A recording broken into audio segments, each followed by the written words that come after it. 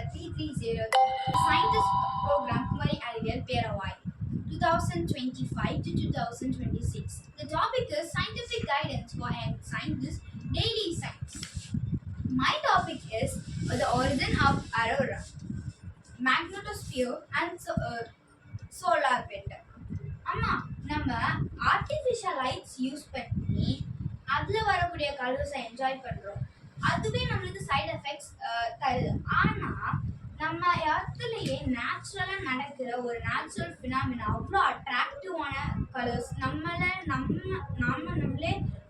அப்படி மறந்து இருக்கக்கூடிய அளவுக்கு அந்த அளவுக்கு அட்ராக்டிவாக இருக்கக்கூடிய கலர்ஸை ப்ரொடியூஸ் பண்ணுது. அதுதான் அரோரா.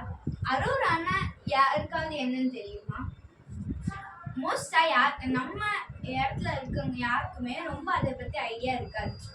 அரோரா எப்படி ஃபார்ம் ஆகுதுன்னா, நம்ம சன்ல இருந்து வரக்கூடிய சார்ஜ் பார்ட்டிகல்ஸ், அதாவது புரோட்டான்ஸ் அண்ட் எலக்ட்ரான்ஸ் அவ்வளோ ஃபாஸ்ட்டாக வரும். அதுதான் சோலார் விண்டுன்னு சொல்லுவாங்க. அந்த சோலார் விண்டு நம்ம எர்த்தை நோக்கி வரும்போது மேக்னெட்டிக் ஃபீல்டில் இந்த மாதிரி சோலார் விண்ட் நம்ம எர்த்தை நோக்கி வரும். அப்போ இந்த மேக்னெட்டிக் ஃபீல்டு அந்த சோலார் விண்டை தடுக்கும் போது அந்த சோலார் விண்ட் நம்ம எர்த்தோட போலார் ரீஜன்ஸ், அதாவது ஆர்டிக் அண்ட் அண்டார்டிக் ரீஜன்ஸுக்கு போய் அங்க இருக்கக்கூடிய ஏர் கூட கொலாய்ட் ஆகுது. அந்த ஏர் மாலிகுல்ஸ் கூட கொலாய்ட் ஆகும்போது தான் அந்த அட்ராக்டிவான கலர்ஸ் ஃபார்ம் ஆகுது. இங்க நம்ம இப்போ பாக்குறோம்ல, இந்த மாதிரி இங்க இதுதான் சோலார் பெல்ட். இது நம்ம எர்த்தை நோக்கி வரும்போது நம்ம எர்த்ல இருக்கக்கூடிய நைட்ரஜன் அண்ட் ஆக்சிஜன் கூட கொலாய்ட் ஆகுது. அப்படி ஆகும்போது நடக்குது இது ஆக்சிஜன் கூட சோலார் விண்ட் கொலாய்ட் ஆகும்போது ரெட் கலர்ல ஃபார்ம் ஆகுது.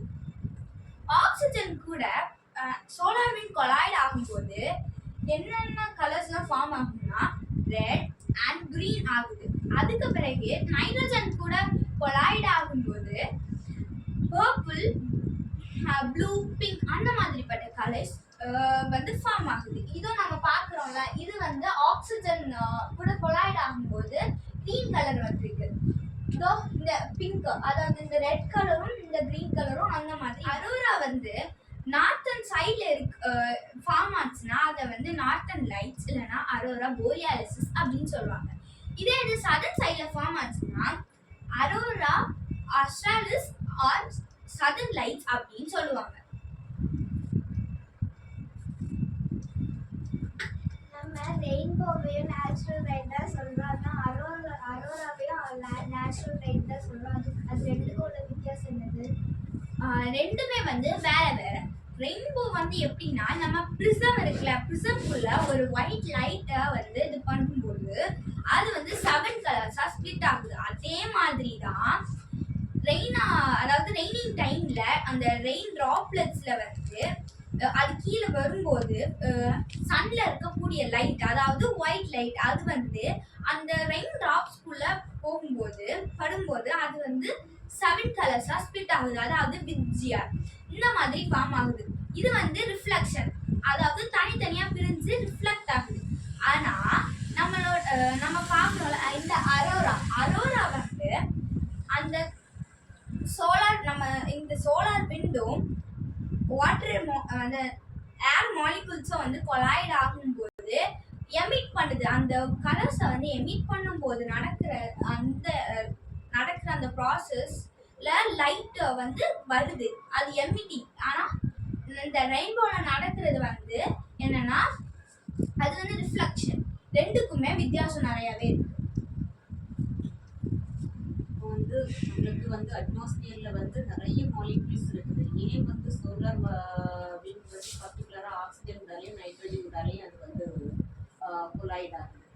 ஆக்சிஜன் நைட்ரஜன் நம்ம ஏர்ல பெர்சன்டேஜ்ல அதிகமா இருக்கு. நைட்ரஜன் 78%, ஆக்சிஜன் 21% இருக்குது. இதனால மற்ற கேசஸ்லாம் 1% தான் இருக்கு. இதனால அந்த சோலார் விண்ட் இது கூட கொலாய்ட் ஆகும்போது ஈஸியா இருக்கும். அதாவது நிறைய இருக்கும்போது அமௌண்ட் அதிகமா இருக்கனால மெயினா இது கூட தான் கொலாய்ட் ஆகும். அப்புறமா தான் லைட் ஃபார்ம் ஆகும். நம்ம எர்த்தை தவிர அரோரா வேற ஏதாவது பிளானட்ல பார்க்க முடியுமா? தற்போது இப்ப வந்து கரண்ட்ல அரோரா வந்து வேற பிளானட்ஸ்ல ஃபார்ம் ஆயிருக்கு. என்னென்ன பிளானட்ஸ்னா சர்டன் அப்புறமா ஜூபிட்டர் இந்த ரெண்டுல ஃபார்ம் ஆயிருக்குன்னு நாசா வந்து சொல்லியிருக்காங்க. இந்த அரோரா நடக்கிறதுனால நம்ம என்விரான்மெண்ட்டுக்கும் நம்மளுக்கும் ஏதாவது பாதிப்பு ஏற்படுமா? அரோரா வந்து வந்து அந்த இதை பார்க்கும்போது நம்ம கண்ணில் இருக்கக்கூடிய rod cells and cone cells இந்த ரெண்டும் வந்து ரொம்ப சென்சிட்டிவ். ஸோ அதை பார்க்கும்போது நம்ம கண்ணுக்கு அதுக்கு வந்து அஃபெக்ட் ஆகும். ஸோ நம்ம பார்வை வந்து மங்கலான பார்வையாக இருக்கும். சம்டைம்ஸ் ஹெட்ஏக் நடக்கலாம். அது மட்டும் இல்லாமல் சேட்டலைட்ஸ்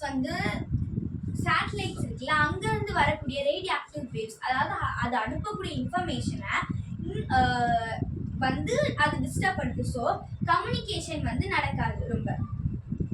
அதாவது அரோரா வந்து ஸ்பெசிஃபிக்காக ஏதாவது ஒரு இடத்துல தான் ஃபார்ம் ஆகுன்னு இருக்கா, இல்லை நம்ம கண்ட்ரியில் எல்லா இடத்துலையும் ஃபார்ம் ஆகுன்னு இருக்கா? நம்ம கண்ட்ரி வந்து மேக்னெட்டிக் ஃபீல்டு பாஸ் ஆகக்கூடிய இடம். ஸோ அதில் வந்து நம்ம கண்ட்ரியில் ரெண்டே இடத்துல, எல்லா இடத்துலையுமே பார்க்க முடியாது. ரெண்டே இடத்துல பார்த்துருக்காங்க. லடாக்லையும் அருணாச்சல் பிரதேஷ்லையும் வந்ததாக சொல்கிறாங்க. லடாக் வந்து ஹை ஆல்டிடியூட் பிளேஸ், அதே மாதிரி தான் அருணாச்சல் பிரதேசம். ரெண்டுமே வந்து கோல்டர் ரீஜியன். ஸோ இங்கே வந்து அரோரா வந்து மங்களா தான் பார்க்க முடியும். நம்ம கண்ட்ரீஸில் வந்து மங்களா தெரியுது. ஆனால் மற்ற கண்ட்ரீஸ், அதாவது எர்த்தோட நார்த்தன் ஹெமிஸ்பியர்லேயும் சதர்ன் ஹெமிஸ்பியர்லையும் இருக்கக்கூடிய கண்ட்ரீஸ்னால வந்து அதை ஈஸியாக பார்க்க முடியும். Like Canada, Scandinavia, South Africa, Australia, Russia, இந்த மாதிரிப்பட்ட கண்ட்ரீஸ் வந்து அதை கிளியராக அவங்களால பார்க்க முடியும். நைட் டைமில் அவங்க ஈஸியாக பார்க்கலாம்.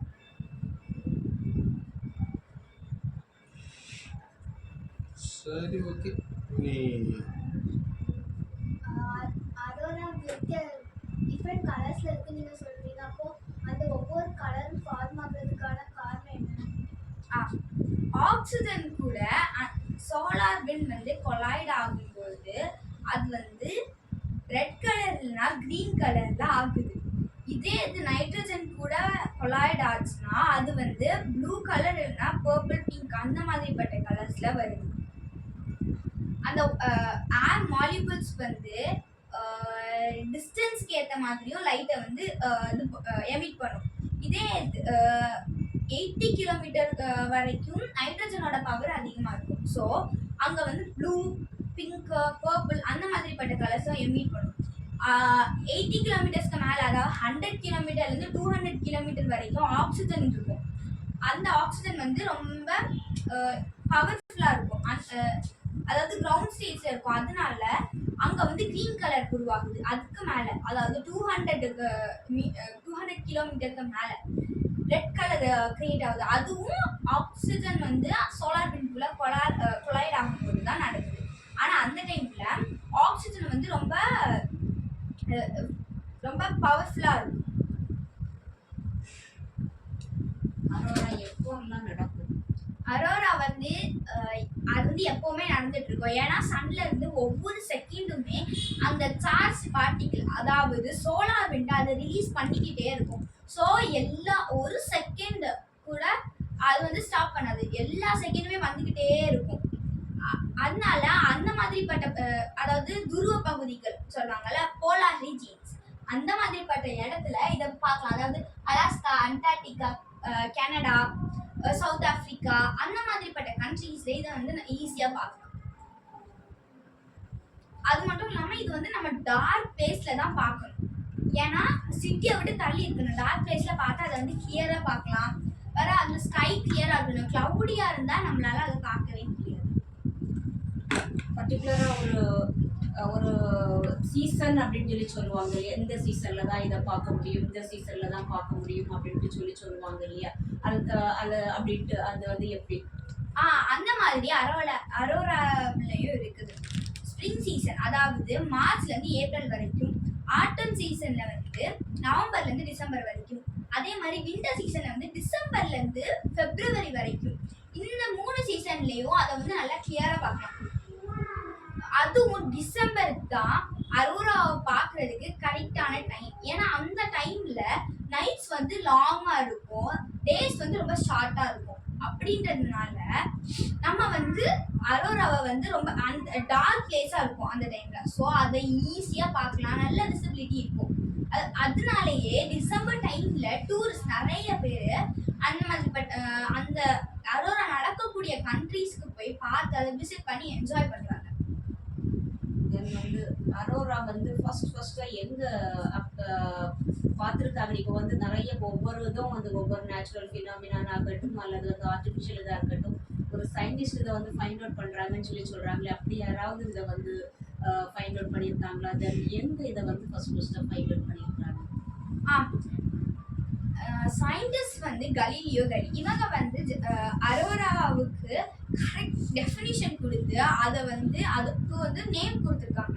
கலீலியோ இதை வந்து 1619 வந்து கண்டுபிடிச்சிருக்காங்க. ஆனா 30,000க்கு முன்னாடியே இருந்ததாக பிரான்ஸ்ல இருக்கக்கூடிய ஒரு குகையில இதோட எவிடன்ஸ் இருக்கு. அதாவது அங்க இருக்கக்கூடிய அந்த குகையில ராக் பெயிண்டிங்ஸ், அங்க வந்து அரோராவுக்கு வந்து டெஃபினட்டா நேம் எதுவும் கொடுக்கல. பட் அங்க அந்த வால் பெயிண்டிங்ஸ்ல அரோராவை அப்படியே பெயிண்ட் வரைஞ்சு வச்சிருக்காங்க. அதை பார்த்து வந்து எல்லாருமே வந்து என்ன கண்டுபிடிச்சிருக்காங்கன்னா அரோரா வந்து 30,000 இயர்ஸ்க்கு முன்னாடியே இருந்தது அப்படின்னு கண்டுபிடிச்சிருக்காங்க. இந்த அரோராவை பார்க்கறதுக்கு நம்மளோட விஷயமே வச்சு பார்க்கலாமா, இல்லைன்னா அதுக்காக ஏதாவது ஸ்பெசிஃபிக் ஏதாவது ஸ்பெஷல் கிளாஸஸ் ஏதாவது இருக்கா? அதுக்குன்னு ஸ்பெஷல் கிளாஸஸ்லாம் இல்லை, நம்ம கண்ணை வச்சே பார்க்கலாம்.